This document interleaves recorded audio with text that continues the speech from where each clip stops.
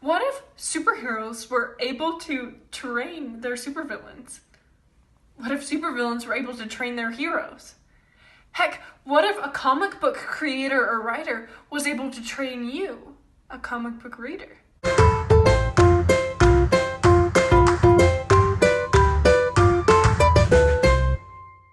Today I decided to combine two of my favorite things, superheroes and psychology. I was tasked to try and find a way to relate the things that I've learned in my behavior analysis class into something to do with real life. Now, as much as I wish being a superhero was actually a part of my real life, I was still surprised to see how many relevant concepts there were between superheroes and behavior. But isn't that what makes superheroes so engaging? They reflect ourselves and human life, but at the same time they can shrink and fly and smash and stuff. Let's start off by defining a very basic concept in behavior analysis. It's called positive reinforcement. Basically, positive reinforcement revolves around you do a behavior and you get a positive consequence for it. Something is added to your environment that makes you want to do the behavior more, so you do.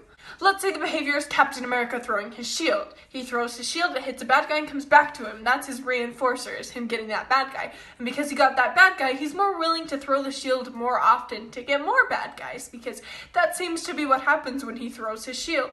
Don't ask me to explain the physics of how his shield comes back to him all the time, because I'm not 100% sure on that myself, but I'm sure someone can explain it to you somewhere. Now, there are different schedules of reinforcement depending on how many times you do the behavior and when you get the reward, but a very basic one that seems to revolve around a lot of superheroes is continuous reinforcement.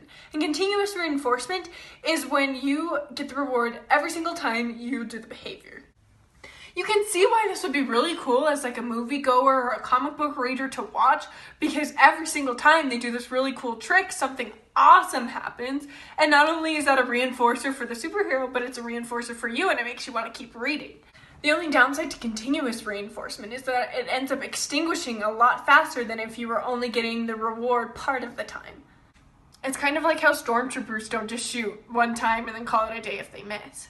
For them, the reinforcement is hitting something, but they'll do a behavior a lot in order to get that reinforcement and get that hit. It's called a variable ratio schedule, and they have to engage in the behavior a lot because stormtroopers don't hit anything. Ever. Ever. Anyway, back to superheroes and continuous reinforcement. Well, what happens when you have this continual reinforcement and then all of a sudden the reward stops? You're not getting what you wanted out of doing the behavior. Eventually, the person will stop engaging in that behavior. We call that extinction. However, before the extinction happens and the behavior stops, we might actually see an extinction burst. An extinction burst could be any number of things, from doing the behavior even more, to doing other behaviors that have gotten the reward in the past, or even to leading to signs of aggression. Let's take a character that just came out with a new movie, which was actually pretty great if I do say so myself, Thor. Now, Thor, especially in the movies, has a very unique relationship with his hammer, Mjolnir. Now, we do see examples of this in comics, but I do think that one of the most relevant examples that's the most exciting is in the first Thor movie when he loses the power of Thor and his ability to wield Mjolnir. In this case, the behavior would be Thor picking up his hammer, and the reward would be him being able to wield the power of Thor and use Mjolnir and use the lightning and do all of the cool stuff that we've seen in all of the movies. As you can see in what appears to be the climax of the whole entire movie, he goes to pick up his hammer and he can't. He has a bit of an extinction burst. He tries to pick up his hammer even more. He tries other behaviors like trying to reach for it and call it to him, and none of those work. And eventually, you can see he actually ends up showing a lot of aggression towards literally everyone because he was throwing a bit of a tantrum. But that's just an example of how Thor used extinction. Now, I'm sure you guys can think of other superheroes that when they're no longer getting the reinforcement that they desire, they end up doing crazy things in order to get that reinforcement back. Now, sometimes the reinforcement can actually work in other ways, and instead of getting a reward, you're trying to avoid something, as in the Avengers trying to avoid bringing out the big guy in the Avengers. Except for Tony Stark, because he just kind of does whatever he wants and follows his own rules. Not a great plan. No surprise there. Now, one of the cool things about reinforcement is how you can actually train someone to use it by taking smaller and smaller steps in order to get your target behavior. This is called shaping. An example in a recent Marvel movie of shaping is when Dr. Stephen Strange goes and trains to become the amazing sorcerer that he is. He didn't start out by achieving that target behavior of being a master sorcerer. No, he started out by doing little things and tiny weird hand motions that eventually got him to the place where he is. Now, all these behaviors that I've been talking to you about so far are called operant behaviors, and they work on a 3-term contingency where there's a stimulus, a behavior, and then a consequence. But there's another kind of behavior that's closely related that I'm sure you guys have heard of, maybe it rings a bell: classical conditioning.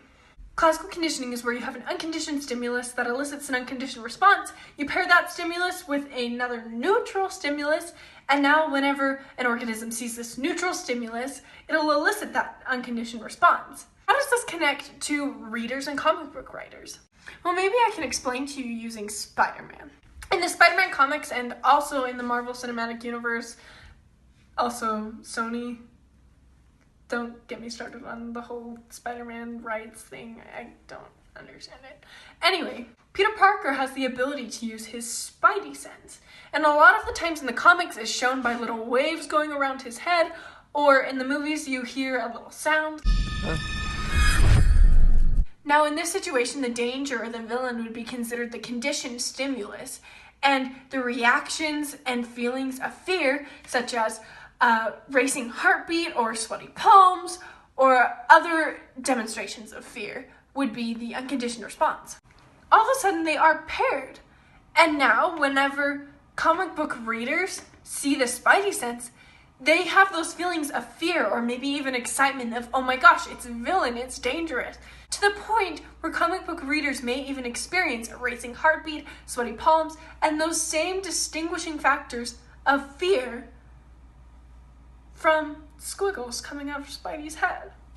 So I think that's all I'm going to cover today, but I do think that we learned a lot, from positive reinforcement to extinction and extinction bursts, and shaping and classical conditioning and a bunch of that stuff. If you want to learn more, let me know in the comments and maybe I can make another one of these videos. But as far as this video goes, I think I'm going to call it a day.